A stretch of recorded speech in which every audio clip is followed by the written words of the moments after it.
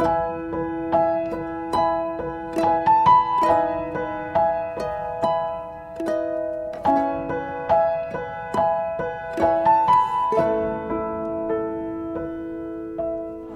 kemuliaan itu hanya kembali kepadamu di dalam nama Tuhan Yesus. Haleluya. Amin. Ya, silakan duduk. Baiklah, saya nggak duduk.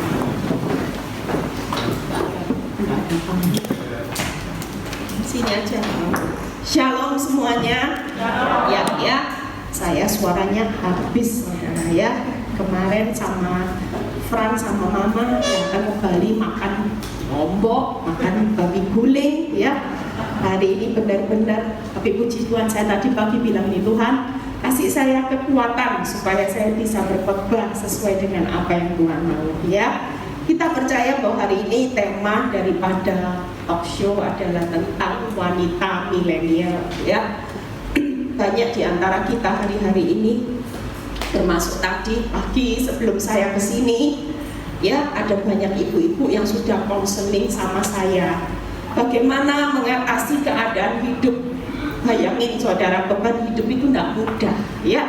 Kalau kita hari ini tidak jadi istri penolong yang baik, saudara tidak mungkin bisa menjadi melihat bagaimana hari esok yang Tuhan sudah sediakan buat saudara dan saya itu luar biasa. Senyatanya bahwa Tuhan itu sudah punya proyek di depan.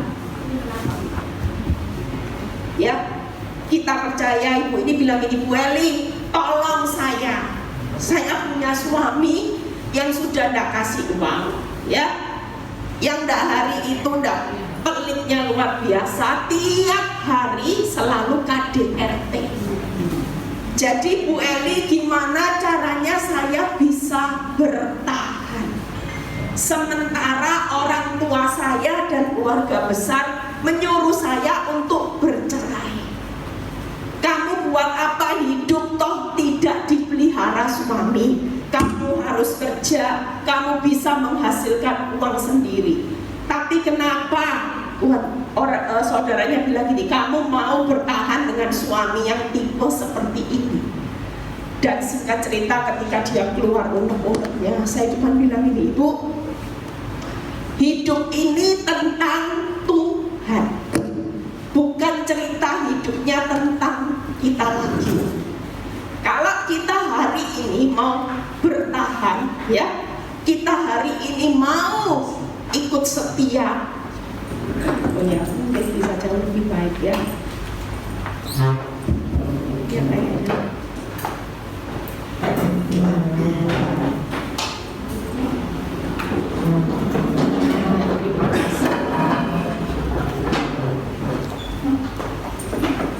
Tolong AC-nya bisa lebih baik, saya di sini aja.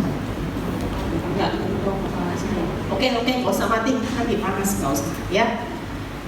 Dan saya cuma bilang satu pesan ibu ini, kalau memang kita tahu hidup tentang Tuhan, tidak ada kata menyerah. Kenapa? Karena kita bertahan jadi orang benar, itu tidak pernah sia-sia. Pasti, saya cuma bilang ini, ibu pasti punya pola pikir yang salah. Apa Bu Eli kesalahan saya? Karena selama ini tiap solusi yang ibu berikan itu selalu dengan emosi. Kalau kita menghadapi segala sesuatu, baik itu kelemahan suami, ya, kita menghadapi dengan kasih Kristus, itu nggak mungkin jadinya suamimu tambah parah. Nggak ada kasih yang ditabur akan membuat suamimu tidak berubah. Pasti suatu kali berubah. Oh iya benar Bu, tiap kali saya diperlakukan tidak adil, saya bawaannya emosi. Nah ini yang menjadi pola pikir. Yuk saya ambil rangkumannya 3 hal. Yuk kita baca terlebih dahulu, ya. Amsal 31 ayat 10 sampai 11, ya. Doakan suara saya hari ini, nanti saya khotbah, besok pagi saya khotbah. Kalau suara saya tidak ada besok mungkin off, ya. Tapi doakan, saya bilang Tuhan, saya ingin memberi yang terbaik buat Tuhan di tengah suara saya. Hari ini sudah mulai agak berkurang lagi, ya. Yuk kita baca. Istri yang cakap siapakah akan mendapatkannya? Amsal 31 ayat 10 sampai 11, ya. Ia lebih berharga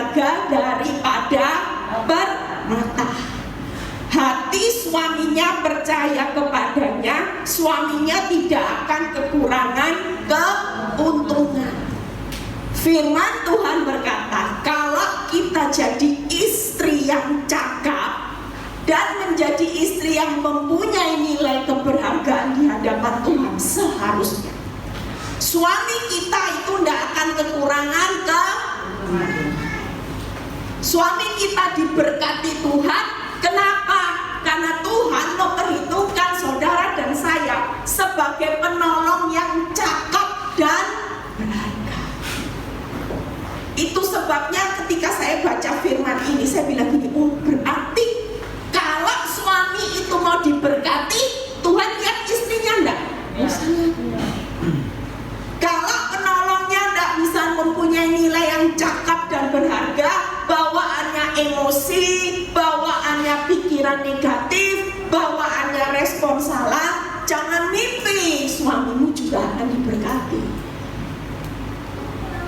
Jujur, kehidupan rumah tangga saya termasuk ada banyak orang yang tanya gini, Bu Eli, kok suamimu sampai hari ini diberkati Tuhan ya Bu Eli? Loh emangnya kenapa? Saya bilang gitu. Biasanya Bu Eli, kalau suami selingkuh itu kerjaannya ditutup, susah gitu. Terus dia bilang, biasanya lagi suami itu bawaannya penyakitan Bu Eli, tetapi suaminya Bu Eli kok sehat ya, ya makmur katanya gitu ya. Saya cuma bilang gini, ya karena saya sebagai istri tidak pernah doain yang jelek-jelek. Kalaupun saya emosi, orang mengutuki suami saya selalu bilang gini, oh suamiku ini suami yang baik, dia suami yang diberkati Tuhan. Kamu kan lihat dari kacamatamu, tapi aku lihat dari kacamata Tuhan, dia suami yang baik. 3 hal yang saya akan bahas ya.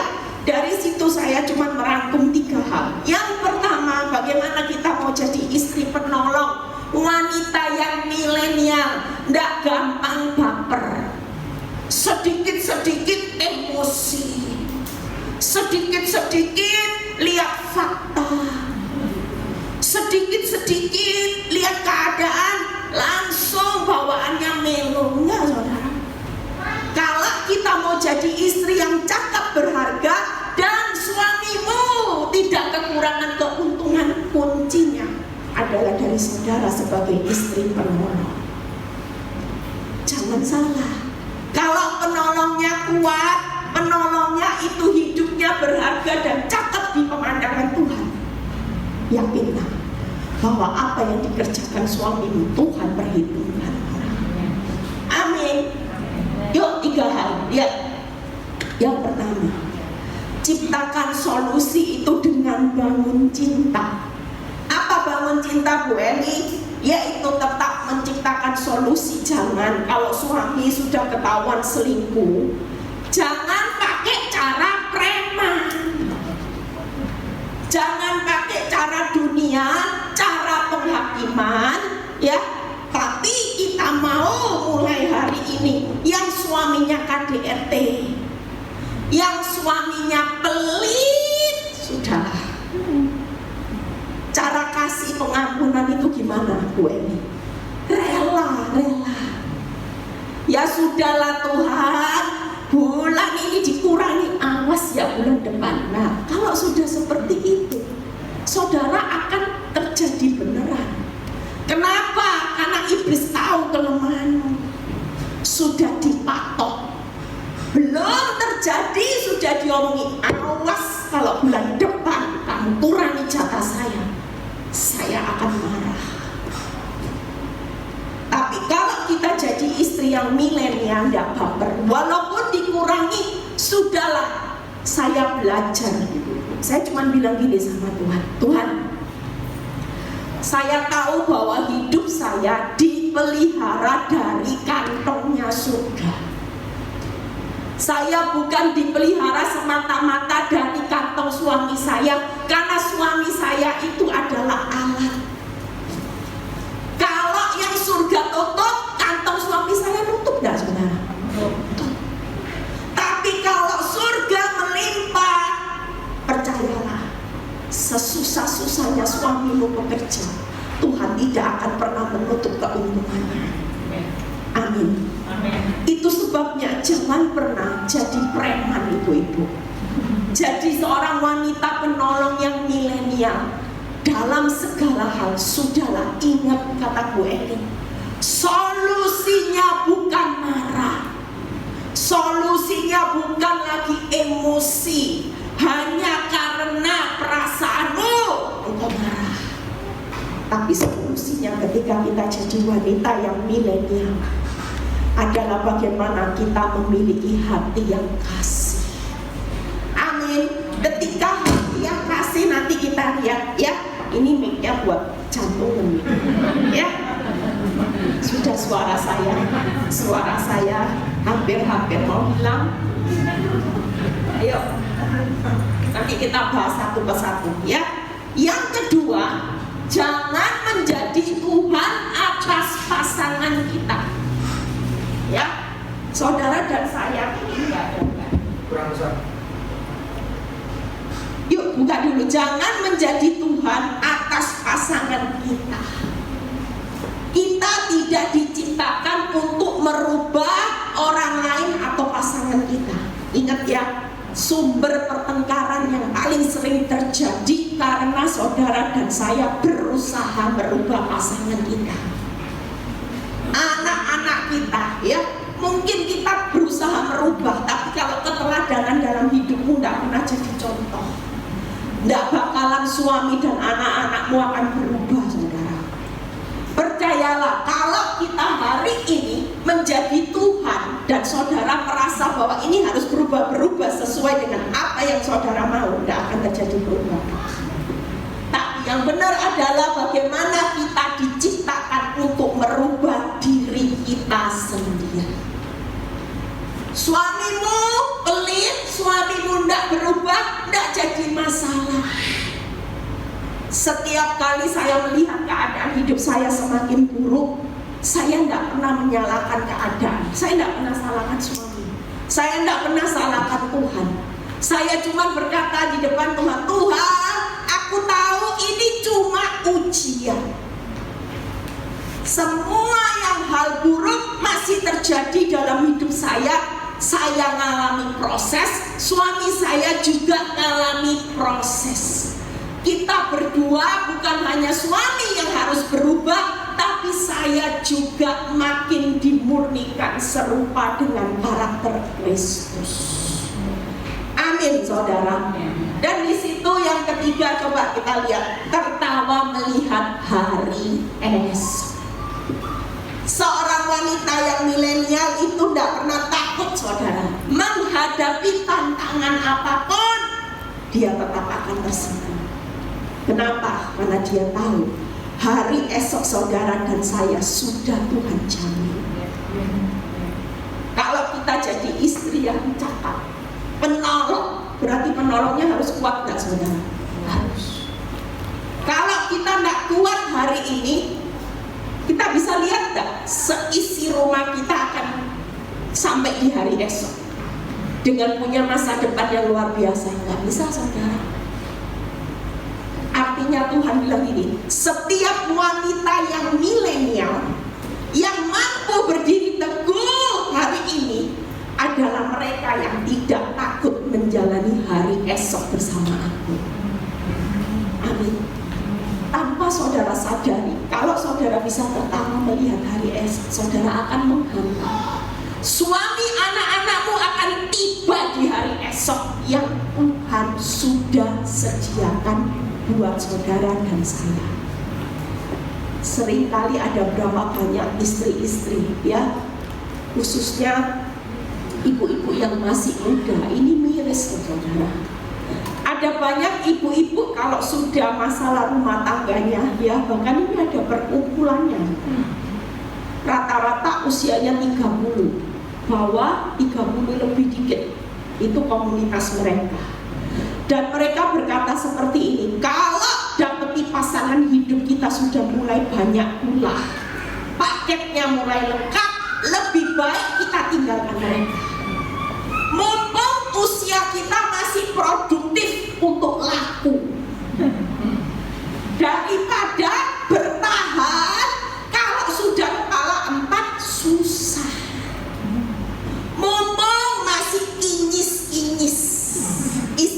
namanya janda itu apa ya? Janda teles, ya. Mumpung masih kinyis-kinyis, pasarannya masih kuat.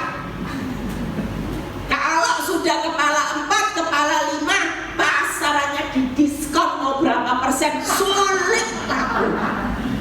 Ya, saudara lihat kalau dunia berlomba-lomba punya pikiran seperti itu, kita jangan.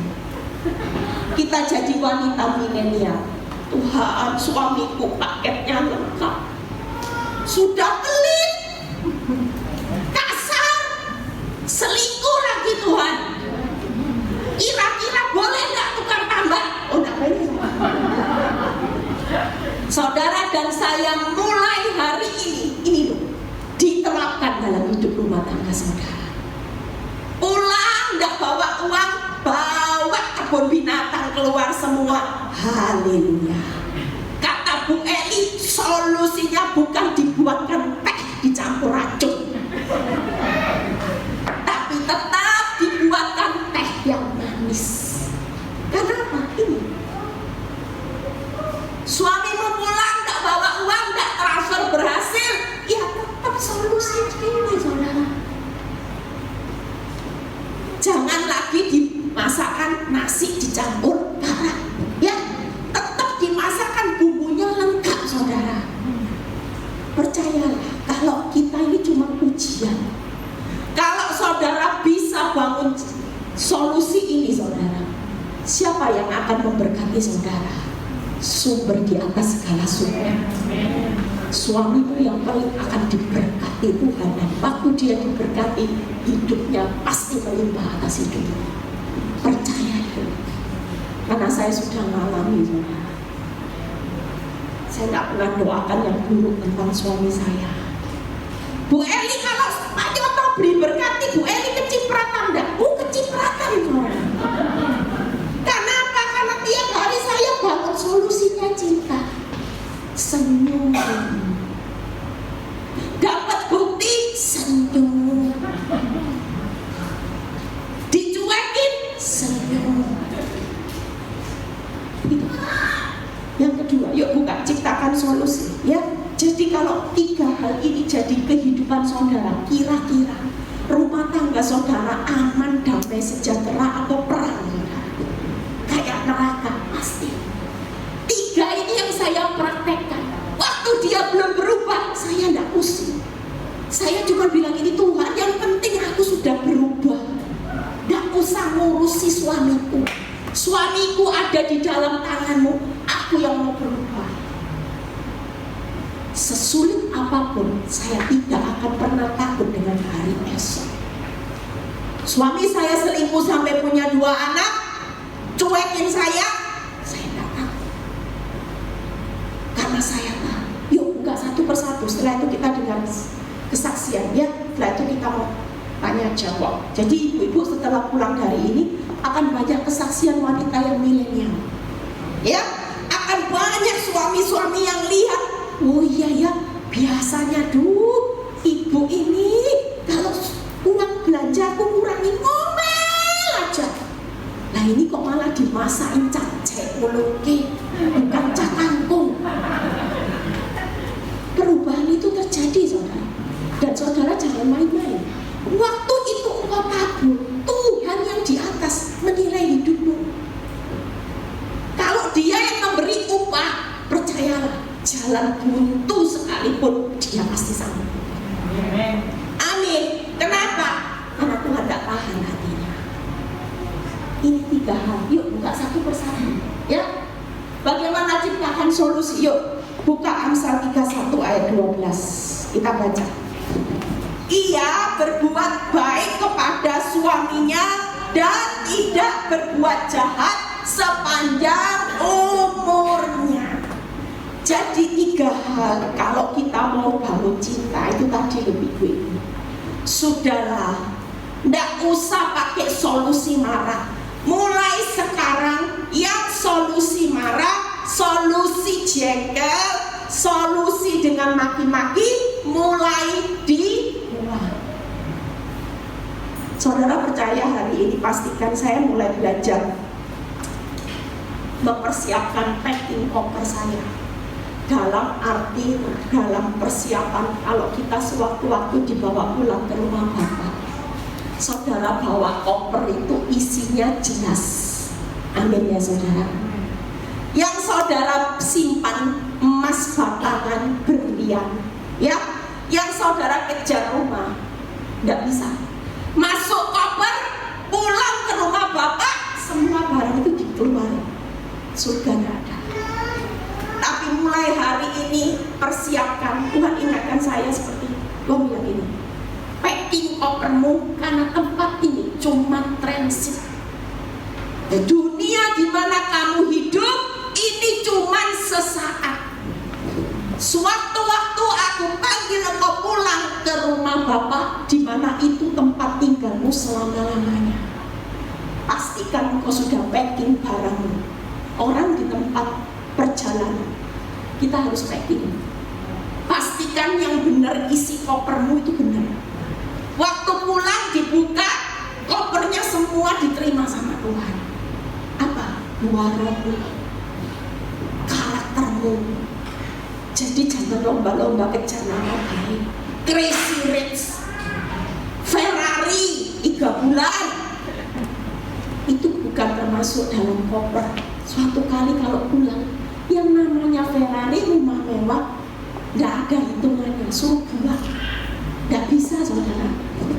Waktu kita perjalanan pulang dan waktunya pulang, dilihat sama Tuhan, kopermu isi apa? Selama hidup ini yang kamu kumpulkan apa? Deposito, rumah mewah, keluarin semua. Tidak ada satu yang bisa kau bawa. Pastikan hari ini, sesulit apapun. Makanya saya hari-hari ini, ya, lihat ini. Yuk ibu-ibu hari ini, ketentuan yang boleh untuk solusi itu berbuat baik saudara. Jadi kalau ngomel boleh enggak? Wajahnya kayak udangnya boleh enggak? Enggak boleh. Ya, mulai sekarang ingat ya, berbuat baik, enggak berbuat jahat sepanjang umur. Berarti sampai mati saudara. Enggak boleh ngumpat suami. Ya, banyak ibu-ibu kalau berdoa gini, iya Bu Eli, saya doakan suami saya. Doanya apa? Biar cepat dipanggil pulang ke rumah Bapak. Karena kalau dia tidak cepat-cepat dipanggil pulang ke rumah Bapak, saya yang mati duluan Bu Eli. Jadi itu, ya, hari ini terimalah kekurangan suami. Yang penting hari ini ketika menabur kebenaran, pasti benih itu berbuah dan yang lebat. Dan semua ini masuk packing koper. Ini semua masuk di dalam koper yang saudara sedang akan bawa ke rumah Bapak. Ini diperhitungkan.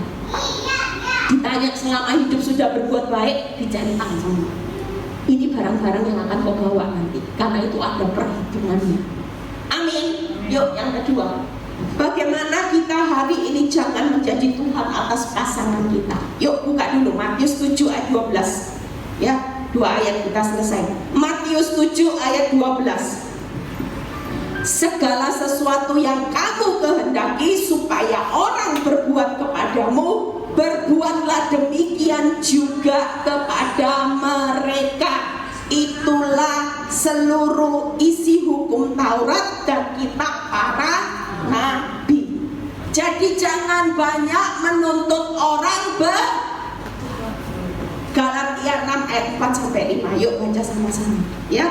Jadi kalau saudara kepingin disayangi, ya belajarlah untuk menabur kasih setiap hari. Galatia 6 ayat 45.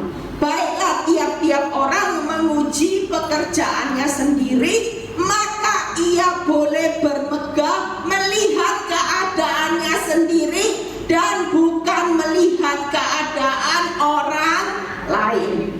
Sebab setiap orang akan memikul. Nah, ya. Jadi tidak usah bingung sama perbuatan suaminya. Ini loh, uji diri sendiri. Orang lain tidak berubah, suami anak-anakmu belum berubah. Yang penting hidupmu sendiri sudah jadi teladan yang baik. Uji. Tuhan, aku masih marah. Ya sudah, sabar lagi. Saya berusaha untuk jadi seorang yang sabar menghadapi suami dan anak-anak, saudara. Termasuk latihan sabar itu sama pembantu, saudara. Benar-benar kadang-kadang emosi bisa, tapi saya cepat sadar, aduh iya ya ini ujian kok saya gagal Tuhan. Ujian saya nggak boleh gagal. Saya mulai berubah tuh, bermegah atas diri sendiri, itu Galatia.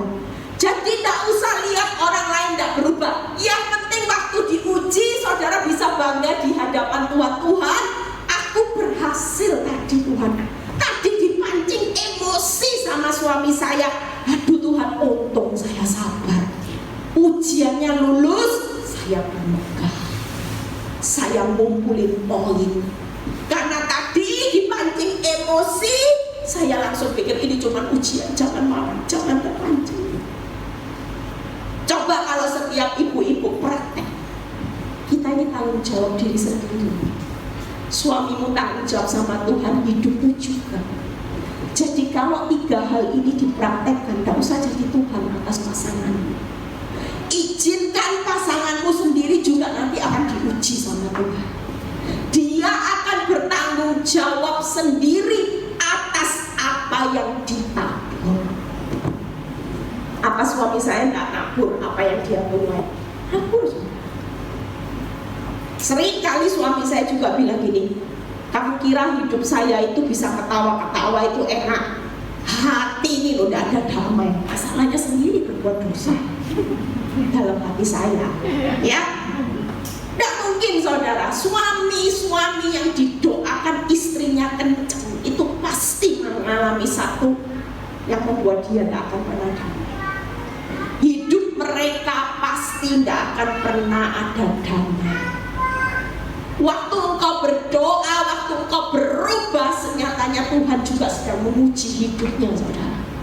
Dan dia turut bertanggung jawab. Yang terakhir, yuk siapa yang mau kesaksian? Tertawa melihat hari esok. Yuk ini Amsal 31 ayat 25a. Amsal 31 ayat 25a. Pakaiannya adalah kekuatan dan kemuliaan. Amsal 31 ayat 31a. Berilah kepadanya bagian dari hasil tangannya. Ya. Jadi hari ini percayalah bahwa kehidupan saudara sebagai wanita tetap kuat. Tetap mempertahankan kemuliaan Tuhan. Mungkin harga dirimu sudah tidak bisa diperhitungkan lagi. Seperti saya, ketika saya mengalami proses suami saya selingkuh sampai punya 2 anak. Aib, saudara. Dibicarakan orang di mana-mana itu tidak aib, saudara. Tidak enak. Nanti belum kalau lihat suami saya gandengan sama cewek, difotoin, dikirim ke saya. Hal seperti itu tuh seperti memukul hidup saya. Kamu loh bisa khotbah, sementara suamimu lihat. Tapi saya ingat, nah saya kan tidak bisa merubah suami saya. Yang penting saya sudah tahan uji, bahwa saya sudah diuji kesabaran, saya bisa bermegah bahwa saya tetap setia kepada suami yang tidak setia, dan saya bisa mempertanggungjawabkan hidup saya sebagai hamba Tuhan yang benar-benar saya sudah menjadi pelaku firman. Beres. Tanggung jawab saya sama Tuhan beres. Suami saya tanggung jawab sendiri. Yang penting saya tidak akan pernah berhenti. Dan itu tangannya tidak pernah berhenti berkarya. Ibu-ibu sementara mengalami proses, tidak usah bingung. Sudahlah, lakukan tugas saudara.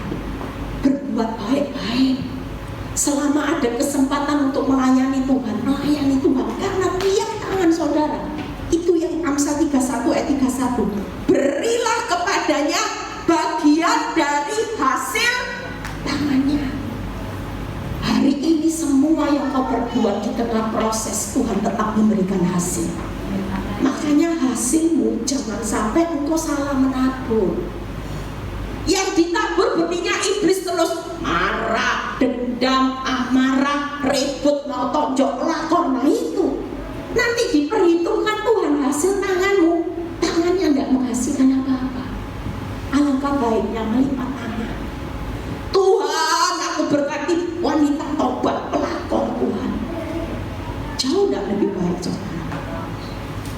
daripada saudara terpuruk, tangan saudara ini naburnya salah. Tapi kalau orang sukacita, orang punya tertawa lihat hari esok, naburnya benar nggak saudara? Pasti benar. Tapi kalau ketakutan terus, naburnya salah nggak saudara? Padahal Tuhan perhitungkan. Itu sebabnya yuk ibu-ibu ya, saya sudah selesai 3 hal ini dipraktekkan. Ingat nanti pulang praktek ya. Kalau suami pulang nggak bawa uang, ketawa. Siapin anduk, makan dimasakin yang enak. Katanya Bu Eli solusinya harus kasih, pengampunan, nggak boleh emosi. Yang kedua, aku tidak akan berubah. Besok ketemu bukti masih jalan-jalan sama pelakor. Oh, tidak usah tahu. Yang penting ini ujian buat saya. Saya harus sabar. Tuhan, saya lulus. Dapat bukti suami saya bukan meeting, tapi meeting. Tuhan, meeting sama pelakor.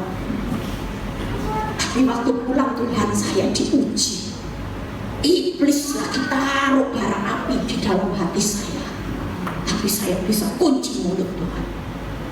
Saya abaikan bukti Tuhan. Bermegah.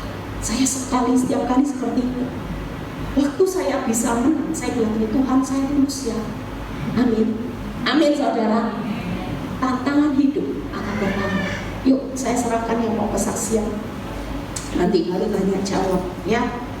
Yang mau kesaksian saya.